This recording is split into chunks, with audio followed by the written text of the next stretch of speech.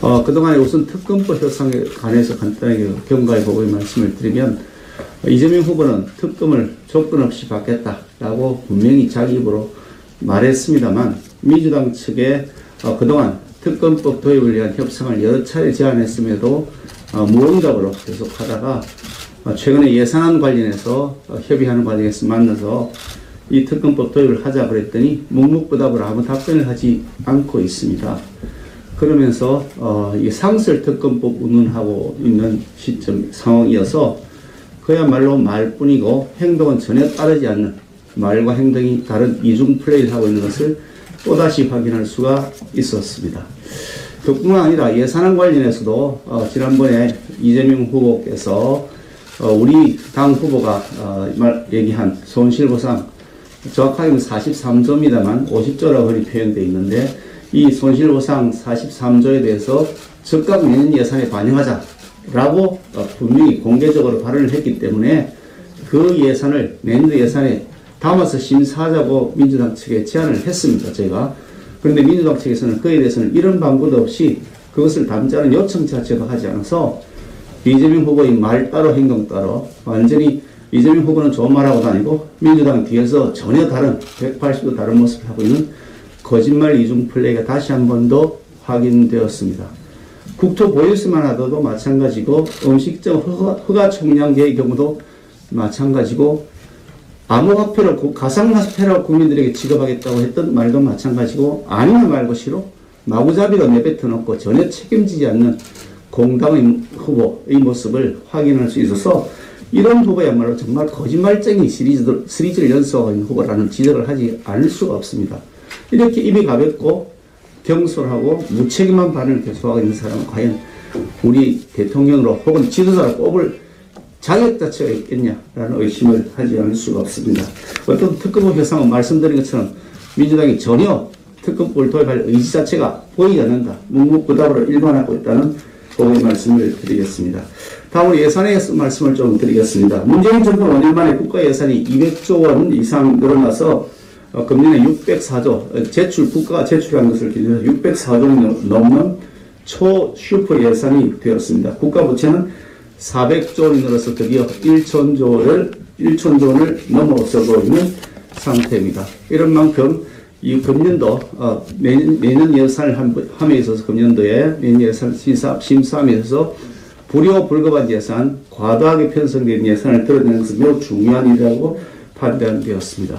그에 따라서 문재인 정권이 생생내기 예산 사업들이나 혹은 내용이 텅 비어있는 껍데기 뿌린 뉴딜 사업들, 실제로 국민들 민생 문제 해결하는 것보다는 오히려 표 얻기에만 골몰하고 있는 그런 사업들을 드러내는데 최대한 노력을 해서 역대 최대의 삭감 규모를 이끌어냈습니다. 지금 삭감 규모액이 정부 제출한 대비해서 5조 6천억 정도 삭감 규모를 만들어내고, 이 금액은 지금까지 역대 삭감액 중에서 최대의 금액이 되겠습니다. 국회 국방위원회가 여야 합의를 통해서 만장일치로 정부가 동의하는 하에서 그걸 처리를 했는데, 그걸 다시 여기를 차려서 이걸 뒤집는다, 손바닥 뒤집는다, 만약 그랬다면 국회 상임위원회의 예산심사권이 박탈되는 결과가 되고 국회 예산심사 시스템 자체에 엄청난 위해 요인이 된다고 판단했습니다. 그래서 상임위의 형에 알맞기 위해서로 그와 같은 선례를 만들어서는 안 된다라는 판단을 하고 있습니다. 그래서 저희들은 부대 의견으로 정의 만약에 그걸 반영해서 하겠다고 한다면, 설계비를 넣어서 그걸 만약에 반영하겠다고 한다면 부대 의견으로 다음 정부에서 이것을 하는 것이 타당한 여부를 판단해서 집행하도록 하고, 그에 대해서 국회의 동의를 받도록 하자는 부대 의견을 넣자고 했는데, 그 제안마저도 민주당이 거부했습니다. 어차피 다음 정부가 그 집행의 타당성 여부를 검증하고 그에 판단하고 그에 따라서 이 어마어마한 수십조가 될지도 모르는 어마어마한 사업을 국회의 동의를 반드시 받아야 될 일을 은근슬쩍 몇십억 넣어가지고 그 다음에 몇십조짜리 사업을 수십조 원짜리 사업을 하겠다라고 하는 것이기 때문에 당연히 엄밀한 심사를 다시 거쳐야 된다고 판단하는데, 부대 의견에 넣어서라도 통과시키자고 제안을 했습니다만 민주당이 끝내 거절을 했습니다.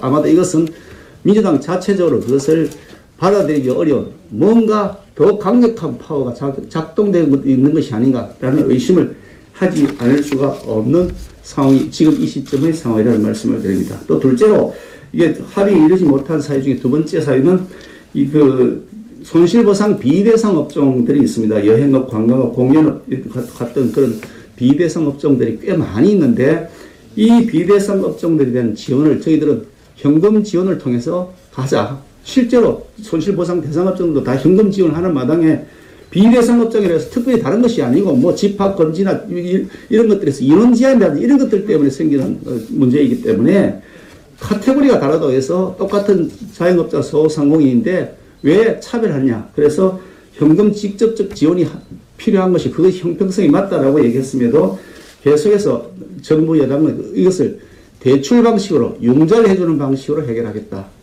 그래서 그에 대해서 우리가 동의하기가 어렵다는 판단을 하고 있습니다. 빚 내서 다시 빚 갚으라고 하는 것인데 나중에 그 빚은 다시 어차피 본인이 갚아야 되는 부채로 남아있게 되는 것이고 이것은 그 재난 지원금의 원래 취지 맞지 않는 것이다 라는 판단을 하고 있다는 말씀드리고요. 마지막 세 번째로 이 손실보상 금액이 현재 최하위 10만 원으로 되어 있는데 10만 원 손실보상은 그야말로 원발의 오줌누기다. 그래서 최소한 우리는 100만 원 정도는 돼야 되겠다라는 생각을 가지고 있는데 이것을 민주당에서는 지금 정부 여당과 합의한 것이 한 50만 원 된다고 합니다. 최한을. 그렇게 하는데 50만 원 갖고는 부족하다. 100만 원을 최소한 채워야 된다는 주장을 하고 있습니다. 그런 상태에서 이런 세 가지 문제에 대한 최종적인 합의가 잘 되지 않아서 마지막 타결이 되지 않고 있는 상황, 이런 보고를 말씀드리고요. 이와 관련해서 우리 의원들 나중에 의견을 별도로 비공개 시간에 듣도록 하겠습니다.